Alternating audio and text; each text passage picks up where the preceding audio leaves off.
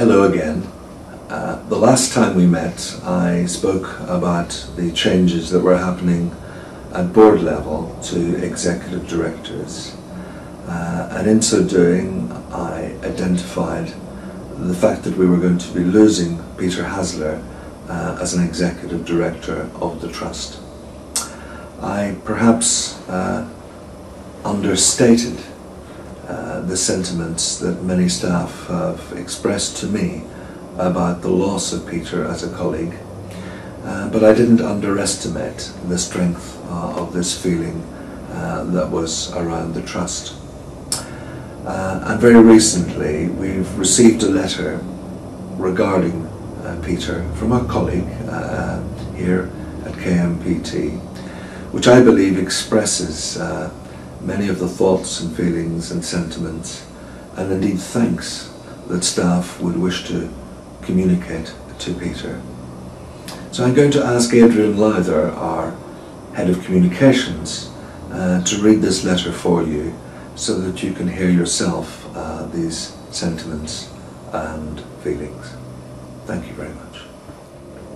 You were one of the founding fathers of a modern and dynamic mental health service for Maidstone, and you provided the vision, energy and enthusiasm to erode the walls of the old institution and all that it stood for. I'm in no doubt that you provided the momentum for the tide of change that swept through mental health services at that time, and it was you who opened the floodgates and gave permission to people like me and others to do our bit. I've always understood you to be a good man, Peter, and I mean that with all sincerity. Goodness is a quality that cannot be manufactured, and although I've not always agreed with you, I am agreed that you've always had the interests of staff and service users at your core.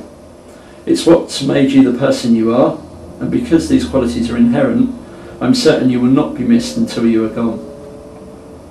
You've been energetic, enthusiastic, innovative, encouraging, supportive, visionary and steadfast in your belief that the experience of using mental health services by those who are unfortunate enough to need them could always be improved upon. And there is evidence of these qualities in action throughout the service.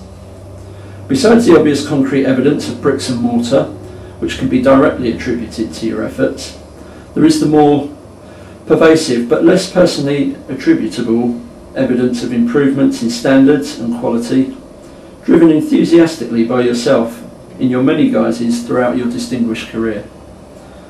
I have witnessed you personally championing the rights of staff, service users and carers, more often than not with the behind-the-scenes quiet diplomacy over many years than you probably care to remember.